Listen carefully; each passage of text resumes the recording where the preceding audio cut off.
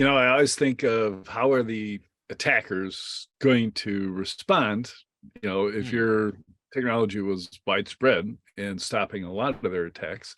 I mean, today, when you've got even 100 or 1,000 customers, the attackers just find a different customer if they can't Correct. get in. But if this became the norm, the attackers are going to start responding. And I imagine the response is to, start the attacks faster after they've built the infrastructure for the attack. How does that drive your thoughts Yeah, about? so first of all, I confirm what you're saying first, right? So what we are seeing for our customer is indeed a reduction of the attack volume over time. I think because of the fast active defense, we basically disrupt the activity of the criminal, and that cause losses either in time or resources. Website that they have bought and they cannot use, or maybe credit card that they have expenses then they paid for and that it doesn't deliver them any return. So obviously they get annoyed and they move to some other target that is less less protected. But I think you're right. Over time, of course, we will see a growth of new techniques, and perhaps we will have to improve our own systems as well, right? And we haven't, as I say often to my team, we are happy but not satisfied about the things we do. So there is still a lot we can improve on, and as I mentioned earlier, it's part of our roadmap. But definitely, there will be new technologies that we will have to build to stay in this capability of predicting and preempting. Some colleague I was speaking to a few weeks ago, was arguing that maybe with the growth of the AI, we see now GPT chat and all the other large language model, will see an increase of new type of attacks. And I think we are getting now to a stage where very soon it will be a blue AI versus a red AI type battle. I think for now we might have a little of a lead time on the from a blue eye perspective, just because we started earlier. But yeah, we don't have to, of course, be complacent, and we need to stay on top of it. And I think what you will see first is probably a growth in attack that are not predictable. So in our case, for example, we can only predict the attacks that go through the network. So, for example, an insider threat that comes with the infamous USB key with the malware and plug it into the network, that will require another type of capabilities, more detection and response, EDR type and XDR. And I think, we may see more, if we are successful, of course, we may see more growth in that space. Today, I think from a MITRE perspective, about 85% of the techniques are something we can predict, and that represent more than 90% of the attack volumes. So we may see a shift of criminals in that 15% we cannot predict, and potentially that 90% volume, may be reduced and have more. So, but again, as I said earlier, we're gonna bring up new capabilities and try to stay on top of the change. Well, you've already given examples of saving customers from major breaches, so I think that's validation and something that will guarantee your success if you can continue to do that. And you're increasing the cost for the attackers, which is always my measure of, is this a good tool? We can't just keep giving it away to the attackers. I think, that this is something that in the industry we may, I'm seeing as a trend forming. We used to be very reactive and very much detection and response, assume breach, and it's very victim mode that I don't think anyone wants to stay in. We have great firefighters, but I think at some point you get fed up of fires as well. But what I'm seeing now is more this development of more forward defense, active defense. Recently I was following some research on moving targets defense, for example, right? So that's another technique. We do active defense by preempting the attack. So I think we will see a growth of those, still not offensive, right? So we're not gonna down the infrastructure of somebody else, but we will do things to make, as you said, the life of the criminal more and more miserable.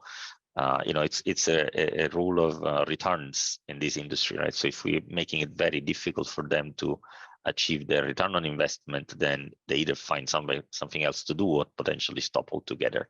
The percentage of attack that are really politically motivated or state motivated is still a vast minority. Those will continue, of course, independently of the cost, and obviously states have countries have much more capabilities to stay on top of it. But I think the vast majority of attack being economically motivated, if we can reduce the return, we should see indeed a move away from our targets. This is so exciting. Thank you very much, Luigi. I can't wait to see what you do next.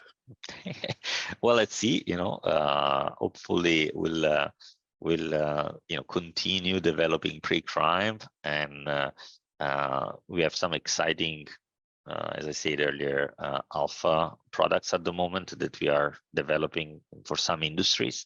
And so I really look forward to bring this technology beyond the pure cybersecurity. Our vision is to be the leader in predictive security, and as more and more of the security is cyber enabled, then we hope to bring these pre-crime capabilities beyond and to cover as much possible all our customers.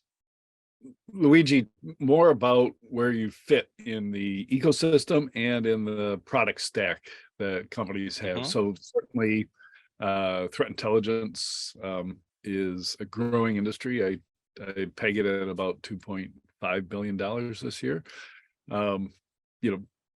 Somebody probably already has a bunch of free feeds and might even subscribe to one of the 105 threat intelligence solutions out there. Where does Before AI fit into that?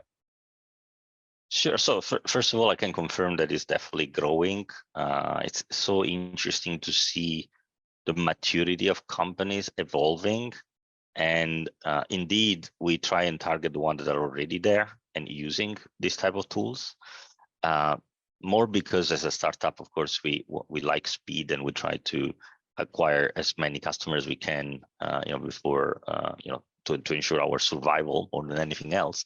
But I would say that the definitely when we get to customers that have already gone through that stage of trying with open source, and they found that open source is great because it's free, but it has a challenge that the maintainers may not maintain it very much, right? So one of the challenge of open source is that person that was such a great willing of putting all this time, change job, then suddenly doesn't have the time, and you cannot bank as an enterprise on that thread feed because it may stop one day or the next. So they complement that. What happened next is they complement with other commercial solution, of which, to your point, there is a plethora. And what we have learned is that our customer appreciate that precog time, that anticipation that we provide, right? So they do not necessarily replace the other threat intelligence feed. So we generally complement, because we provide a new kind of data, a new type of information about emerging threat, about infrastructure that have not delivered their attack yet, compared the other feeds that are based on detection, and hence they'll tell you more about the attacks that have already gone to other victims, and now you want to avoid them. The other thing is, obviously, as we were discussing earlier on, we do not provide categorization, and we do not do attribution. Most of our colleagues in the industry spend great resources to probably attribute for forensic reason, for example, or for understanding techniques. Well, we don't have that information. So depending on the use case of the customer, they may still need detection-based threat intelligence. And generally, the large institution that are our customer would have multiple feeds, 4, 5, 6 feeds, because each one of us cover a different risk profile or a different activity. The second thing is that we are seeing more and more the use of our feed as a filter for false positive, because we are so early and cover so much, and we have such a low false positive rate. We are seeing customer basically checking their alert against our feed. And if they find indicators in our feed, then they kind of enrich the alert and they go to the next stage of investigating, blocking, or whatnot.